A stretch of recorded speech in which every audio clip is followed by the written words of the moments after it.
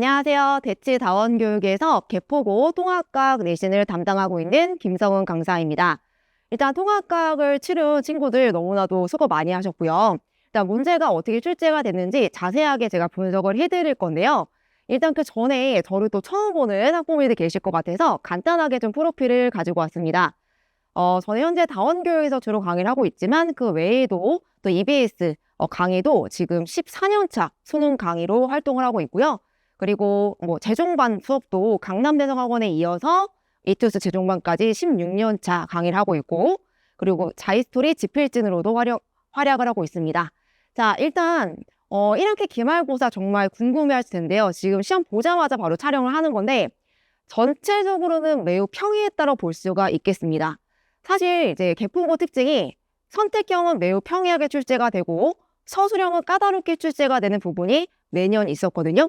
이번에도 역시 그랬는데 이번에는 사실 어떻게 본다면 서술형까지도 좀 쉽게 기존에 비해서 좀 덜 까다롭게 출제가 됐다라는 부분에 있어서는 아마도 1등급 커트라인이 꽤 높을 것이다 라고 예상을 할 수가 있겠습니다.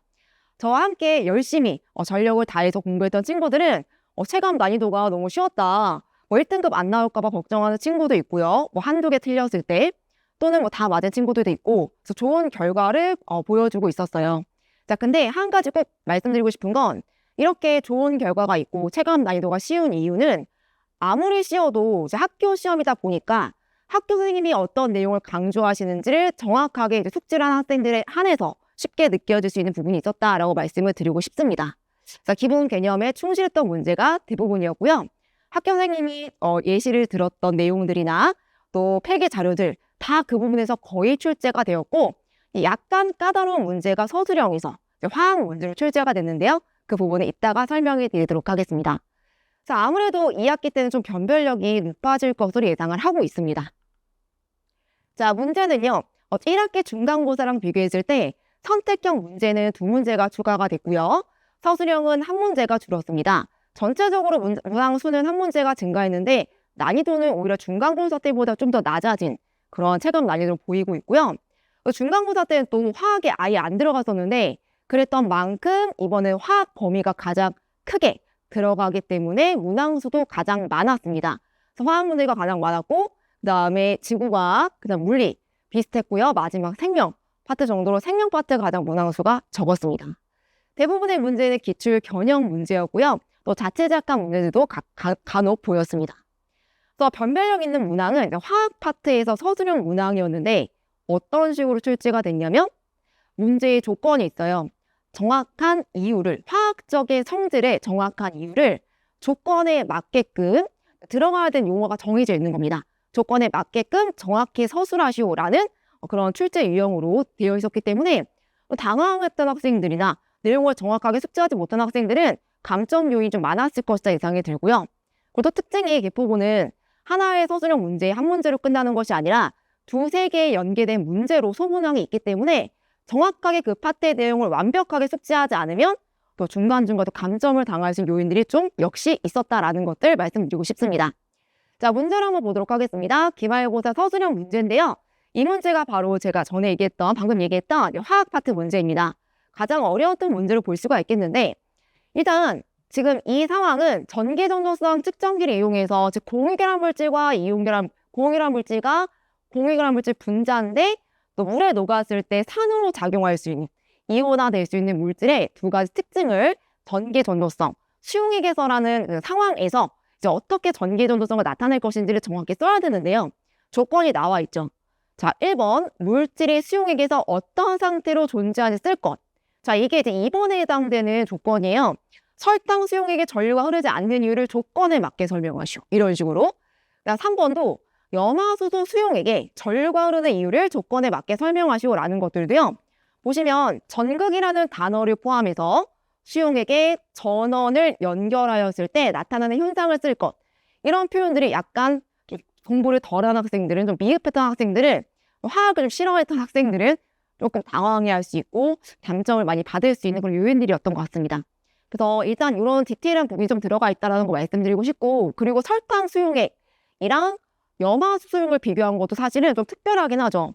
염화수소는 공유결합 물질 분자인데 물에 녹았을 때만 산으로 역할을 해서 이온화된 특징 갖고 있거든요.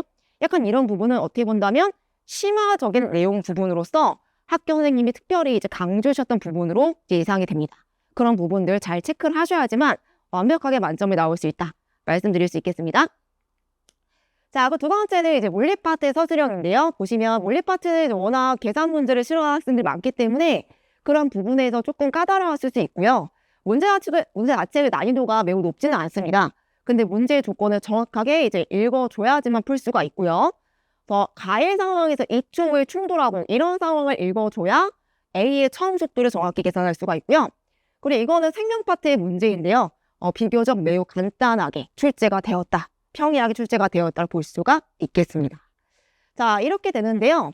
그럼 중요한 건 이제 앞으로도 잘 대비를 해야 되잖아요. 지금까지 내용은 이미 지나간 일이고 앞으로 충실하게 더 잘 준비를 해야 되는데 저는 앞으로도 역시 지금까지 그래왔던 것처럼 개포고에 특화된 자체 자료로서 이제 진행을 하도록 하겠습니다. 그러니까 중요한 건 문제가 평이하다고 느끼는 거는 아까도 말씀드렸지만 그 학교에 대한 특성을 정확히 이해하고 학교 선생님이 어떤 내용을 강조하는지를 다 숙지했을 때 평이하게 느껴지는 거거든요. 학교 컨텐츠를 완전히 녹인 컨텐츠로 자체 교재로 진행을 하겠습니다. 그래서 1주차부터 4주차까지는 기본 개념부터 대표 기출 유형을 분석하는 시간을 갖도록 하고요. 그리고 올 6주차는요. 문제풀이 훈련을 좀 더 강화할 것이고 그리고 서술형 대비를 또 해야겠죠. 개포고는 서술형 까다롭게 나오니까 그 조건에 맞게 연습하는 훈련도 할 거고요. 그리고 학교 자료에 집중적으로 좀 정리하는, 암기하는 시간을 갖도록 하겠습니다. 그리고 마지막으로는 직전 보충 시간에는 배웠던 내용들을 최대한 압축해서 정리하는 시간을 갖고요. 모의 테스트를 시험과 같은 환경으로 한번 치를 수 있는 그러한 시험 테스트도 진행해 보도록 하겠습니다. 네, 그럼 관리 시스템이 궁금하실 텐데요. 일단 저는 수업 끝난 직후에 1시간은 의무적으로 이제 테스트를 보면서 질의응답까지 진행을 하는데요.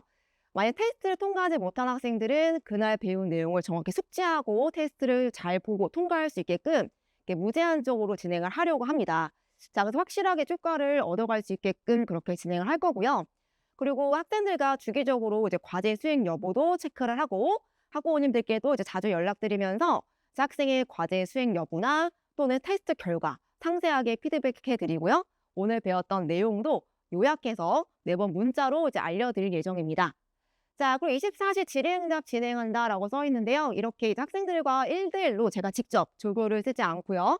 직접 제가 질의응답 하는 것들을 이제 보여드리는 거고요.